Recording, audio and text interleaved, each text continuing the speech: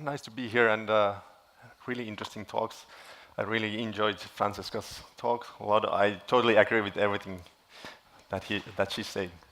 I'm coming more from the people's perspective or making perspective, and I've been doing a lot of stuff in Helsinki, and the city has changed quite a lot. Partly because of these actions, partly because of other actions, and partly because good politicians and people working there. But I can give you a few examples so you kind of get the point what I'm talking about. In 2012, we started to think with a group of people that there should be a day when everyone can go to the streets and parks and make a flea market there, like all over the city. We don't have that much like park flea markets, like in Berlin, for example. And so we thought, okay, let's do it. And we gathered a group of people who were interested to do it. I didn't know any of them before that. We just met in social media. And decided that on this day, this cleaning day, this flea market day will happen. We didn't have any permission for that. And actually the city called us, the public works department called us and said like, sorry, but you have to cancel it. It's going to be a mess, like the whole disaster, the city full of people making a flea market. And we said, no, don't worry, it will be fine. Trust in us and trust in people, because if we give people the freedom, they will also have the responsibility. And actually, we made a web page saying that the Public Works Department wishes you to ask for permission and put a link there. And then they called us and said, like, we are getting hundreds of questions for a permission, and we can't handle any of them. So what should we do? And so it showed that the system doesn't work. So that they came, and it was really a success. It spread all over Finland already in the first time. And after that, they called us back and said, yeah, it went well, actually, like you said, and now we have to allow it and make it legal, because otherwise all the citizens would hate the city. And then we agreed that it's legal, and actually we made a map where you can put your stand, and this is actually like a way to get a permission from the city. So we built actually a tool for the city at the same time for free. Actually, a few years after that, I thought there's another part of the Helsinki that we could have there like a weekly flea market. It's kind of unused plot, unused park. And then I made a Facebook page saying that every Sunday people go to this park to make a flea market. And people started to do it. And so since then we have had a weekly flea market in that part of the city. And I actually contacted the city and asked, like, can we try this? And if it doesn't work, we just end it. They never answered me, so I just did it. And and in the winter, I wrote an email like, hi, like as I told you in the summer, I had this idea. You never answered me, so I just did it, and it went well. And here are the photos. And can we now make it like legal? And someone else answered like no, it's not possible, and we have already a day called Cleaning Day in the city. You can read more about it here, and put a nice link there and all the information about that. But actually, like it was all the time kind of allowed, and now the tourism section is kind of thinking to promote that also for the tourists. So this is how it goes. I've been also making a lot of different kind of events, and it's often about using resources that we have, like making more out of the things we have. And one of these days has been Helsinki Sauna Day.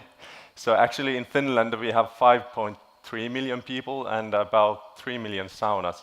So yeah, it's kind of a wasted potential, I would say, and resource. And we have a lot of saunas also in Helsinki. So I thought, like, why about like using this, opening these saunas, and everyone can do their part and open their own sauna. This day was organized for the first time in 2016. Actually, this time it was supported by the Visit Helsinki organization, so they kind of already understood that it's a good thing to do this kind of stuff. and we had about 50 saunas there. And what was interesting that I thought that there could be maybe some apartment saunas and maybe some hotels, organizations, but there were like some people building 10 saunas, some other people bringing like saunas with trailers from other parts of Finland. Some students made a sauna simulator, like you put glasses on and you think you're in a sauna. And I think this is like a good example, like you think that this is what people would do, and this is like what we can do, but actually we can do so much more when we kind of use this collective power that we have. And this is kind of the idea what all of I've been doing, like just to create the framework and make it possible for people to participate and leave them the freedom and the creativity. Yeah, another project I started with some other people last summer actually was a vegan kiosk. The city was selling some old kiosks from the 40s, which are really nice. Everyone loved them, but many of them have been empty.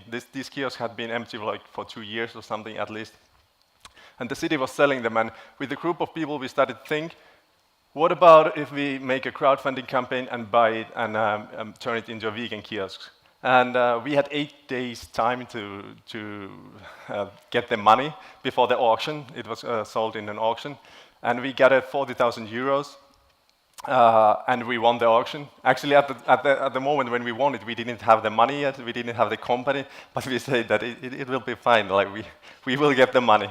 And it worked well. So in August we opened this kiosk, and now we are actually thinking if we could like rent it for other people who want to try it in the winter time. So it could be kind of also a platform for new entrepreneurs or new companies or just people who want to make some kind of projects. So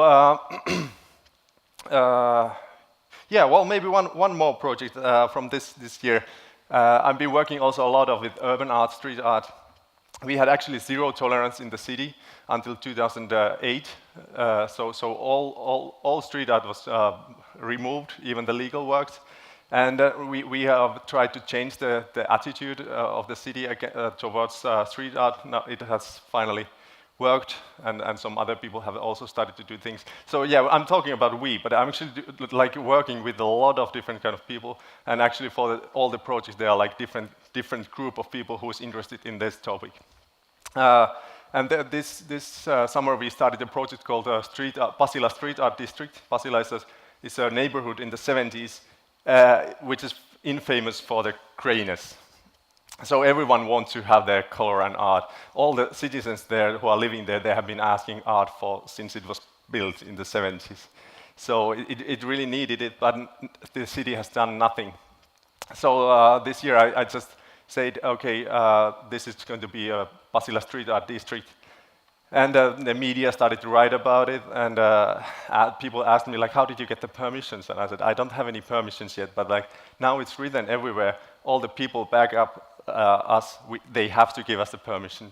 And yeah, now it's turning into a street art district. We started to paint it in August, and it will continue later. So yeah, it's a bit disturbing, yeah. To put it shortly, like people ask sometimes, like, did I always wanted to do this, what I'm doing now? Of course I didn't, because no one knew that this technology will make it possible. Like without social media, I couldn't do any of these projects, or we couldn't have done any of these projects. So in 2007 to 2009, I would say there was a like big change. We got Facebook, Uber, Airbnb, and so on. So it's kind of a really big change, which gave us so much power for our collective thinking, collective doing.